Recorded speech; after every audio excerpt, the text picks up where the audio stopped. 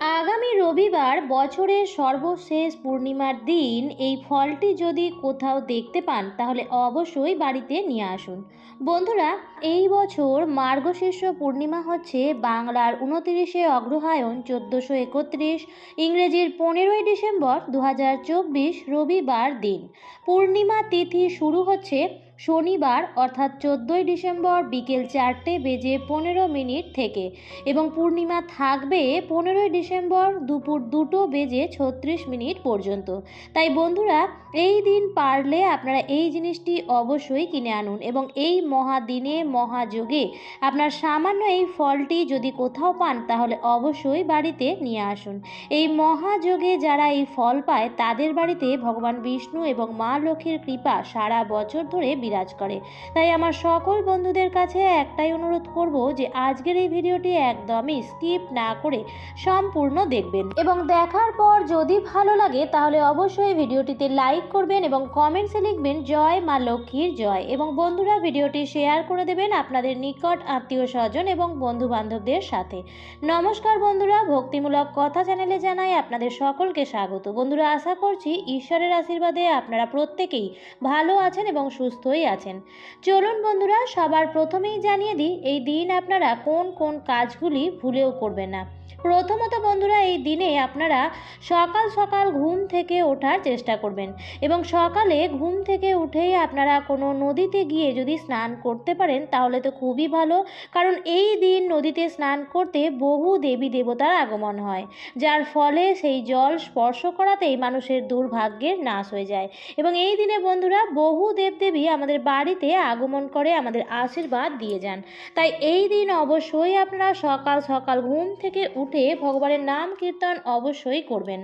দ্বিতীয়ত বন্ধুরা, এই দিন ঘুম থেকে উঠেই কিন্তু আপনারা কখনোই নিন্দা ঝগড়া ঝামেলা অশান্তি এগুলি করবেন না, কারণ বন্ধুরা এই দিন বাড়িতে এই কাজ করলে মা লক্ষ্মী সেই গৃহ ত্যাগ করেন, যার ফলে আপনারা কখনোই কিন্তু আপনাদের বাড়িতে সুখ শান্তি আর্থিক উন্নতি এগুলো পাবেন না। এবং এই দিন বন্ধুরা চুল দাড়ি নখ জঙ্গল পরিষ্কার গাছপালা কাটা এই ধরনের কোনো কাজও করবেন না। তৃতীয়ত বন্ধুরা, আপনাদের বাড়িতে যদি কোনো অসহায় ভিক্ষু কোনো কিছু চাইতে আসে তাহলে তাকে অবশ্যই আপনাদের সামর্থ্য অনুযায়ী তাকে সাহায্য করতে ভুলবেন না, কারণ বন্ধুরা শাস্ত্রের কথা অনুযায়ী যদি এই দিন আমরা কিছু দান করতে পারি তাহলে এতে আমাদের বহু গুণ দুর্ভাগ্যের নাশ হয়ে যায়। চতুর্থত বন্ধুরা, এই দিন কিন্তু ভুলেও আপনারা কারোর সাথে বা কারোর মনে আঘাত দিয়ে কথা বলবেন না, কারণ বন্ধুরা এই দিনের অভিশাপ কিন্তু মানুষের জীবনে লেগে যায়। এই রকম ভুল কিন্তু সেই দিন আপনারা একদমই করবেন না। পঞ্চমত বন্ধুরা, এই দিন কিন্তু আপনারা বাড়িতে আমিষ রান্না করবেন না, কারণ এই দিনে বাড়িতে এসব রান্না হলে বাড়িতে কোনো দেব দেবী সেই দিন প্রবেশ করে না, ফলে সেই দুর্ভাগ্য আমাদের জীবনে লেগেই থাকে। তাই এই দিন আপনারা আমিষ খাবেন না এবং যতটা সম্ভব শ্রীকৃষ্ণ এবং রাধারানীর নাম কীর্তন করুন। এবং ষষ্ঠত বন্ধুরা, এই দিনে যতটা পারবেন বাড়ি ঘরদোর পরিষ্কার পরিচ্ছন্ন রাখার চেষ্টা করবেন এবং বাড়িতে রাধা কৃষ্ণের পূজা অর্চনা করার চেষ্টা করবেন এবং এই দিন যদি আপনারা গুড় বা ডালের নৈবেদ্য ভগবানকে দিতে পারেন বা ক্ষীর রান্না করেও যদি দিতে পারেন তাহলে সেটি খুবই ভালো, আর যদি না পারেন তাহলেও কোনো সমস্যা নেই। এদিনে আপনারা সন্ধেবেলায় সামান্য গুড় বা গুড়ের বাতাসাও ভগবানকে প্রসাদ রূপে অর্পণ করতে পারেন এবং পুজোর পর সেই প্রসাদ আপনারা সকলে মিলে খাবেন। এর ফলে আপনাদের জীবনে ভগবানের কৃপা এসে পড়বে। বন্ধুরা, আপনারা সবাই হয়তো ডুমুর গাছ দেখেছেন, কিন্তু আমরা অনেকেই জানি না যে এই গাছের মধ্যে ভগবান বিষ্ণুর বাস হয়। একটি পৌরাণিক কথা অনুসারে যখন ভগবান বিষ্ণু নরসিংহ অবতার নিয়েছিলেন তখন তার লীলা যখন সমাপ্ত হয়ে যায় তারপর বন্ধুরা তার নখ ডুমুর গাছের নিচে রেখে দেওয়া হয়। এরপর যখন ভগবান বিষ্ণু সেই নখ নিতে আসেন তখন দেখেন যে সেই নখের জন্য ডুমুর গাছের গায়ে কাটা কাটা দাগ হয়ে গেছে। তখন ডুমুর গাছ বলে যে হে প্রভু, আপনি আমার সাথে এমন কেন করলেন? তখন ভগবান বললেন, এই ক্ষতিপূরণের জন্য আমি সর্বদাই তোমার গাছে বাস করব এবং শ্রদ্ধা মনে যে এই গাছের পূজা অর্চনা করবে তাদের সকল মনোবাসনা পূর্ণ হয়ে যাবে। তাই বন্ধুরা অগ্নিপুরাণ পুরাণ অনুসারে কিছু কিছু গাছের মধ্যে কোনো না কোনো দেবদেবীর আশীর্বাদ রয়েছে, যেমন ধুতুরা, নীলকণ্ঠ এবং আকন্দ। বন্ধুরা, এই সমস্ত গাছের মধ্যে যেমন ভগবান শিবের আশীর্বাদ রয়েছে, ঠিক তেমনই তুলসী, ডুমুর এবং কলা গাছ, এই সমস্ত গাছের মধ্যে ভগবান বিষ্ণুর বাস। এছাড়াও বন্ধুরা কিছু কিছু গাছে আবার নেগেটিভ এনার্জির বাসও হয়। তার জন্য বন্ধুরা বলা হয় যে কখনো কোনো গাছের গোড়ায় প্রস্রাব করতে নেই। এতে বন্ধুরা না জেনেই আমরা নিজেদের দুর্গতি ডেকে আনি। তাই চলুন বন্ধুরা, এবার আপনাদের জানিয়ে দিই সেই টোটকাটির ব্যাপারে। বন্ধুরা, আপনারা সকালবেলায় স্নান সেরে একটি ঘটিতে কিছুটা পরিমাণ গঙ্গা জল এবং একটি ধূপ নিয়ে নেবেন।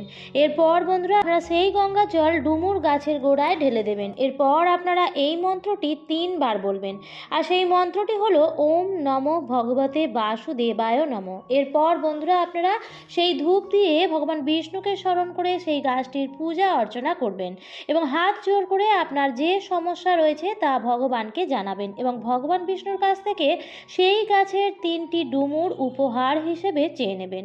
তারপর আপনার গাছ থেকে যতটা ডুমুর লাগবে তা নিয়ে নিন। এরপর একটি ডুমুরকে লাল কাপড়ে বেঁধে আপনি যেখানে টাকা পয়সা রেখে দেন সেখানে রেখে দিন এবং আরেকটি ডুমুর আপনারা লাল কাপড়ে বেঁধে আপনার সদর দরজা যেখানে আছে সেখানে টাঙিয়ে দিন।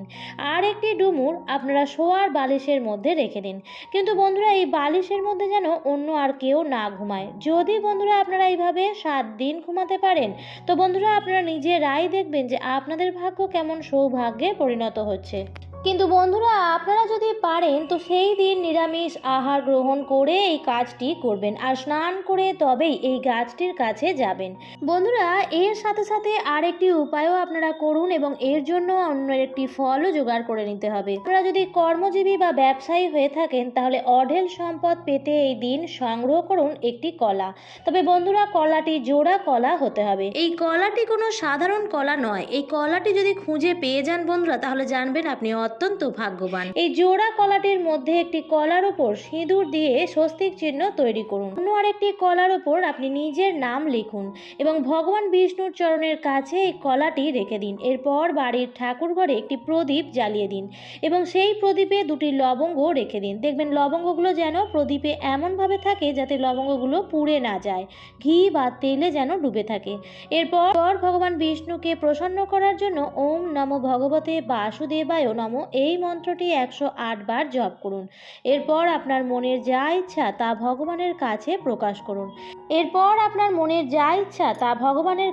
প্রকাশ করুন। এবং সেই কলাটি সেইভাবেই ভগবান বিষ্ণুর চরণের কাছে রেখে দিন এবং পরের দিন সকালবেলায় ঘুম থেকে উঠেই স্নান সেরে ঠাকুর ঘরে রাখা সেই কলাটি তুলে নিন। এরপর সেই কলাগুলিকে আলাদা করে নিয়ে যে কলায় আপনি স্বস্তিক চিহ্ন বানিয়েছিলেন সেটি গরুকে খাইয়ে দিন আর গরুকে খাওয়ানোর সময় আপনার মনের ইচ্ছাটিও সেই সময় বলবেন এবং দ্বিতীয় কলাটি নিজে প্রসাদ হিসেবে গ্রহণ করুন যার উপরে আপনি আপনার নাম লিখেছিলেন আর কলার খোসাটি বাইরে কোনো পবিত্র স্থানে রেখে দিন যাতে কোনো প্রাণী এসে তা খেয়ে নেয়। এরপর এই প্রক্রিয়াটি পরপর 5টি বৃহস্পতিবার করুন। এর ফলে আপনার জীবনে উন্নতির পথে আসা সমস্ত বাধা বিপত্তিগুলি সরে যাবে এবং বন্ধুরা প্রচুর অর্থপ্রাপ্তির যোগ সৃষ্টি হবে। এই দিন যদি সম্ভব হয় হলুদ রঙের বস্ত্র পরিধান করে কলা গাছের গোড়ায় গিয়ে আপনার মনের ইচ্ছা বলুন। এটি করলে আপনার ইচ্ছা শীঘ্রই পূর্ণ হবে। আমার আজকের ভিডিওটি এই পর্যন্তই। ভিডিওটি দেখে যদি ভালো লাগে তাহলে অবশ্যই লাইক, কমেন্ট, শেয়ার করবেন বন্ধুরা। আর এই ধরনের ভিডিও পাওয়ার জন্য চ্যানেলটিকে সাবস্ক্রাইব করে পাশে থাকা বেল আইকনটির অল লেখাটিতে ক্লিক করে রাখবেন। আবার দেখা হবে পরবর্তী নতুন কোনো ভিডিওতে। ভালো থাকবেন, সুস্থ থাকবেন। ধন্যবাদ।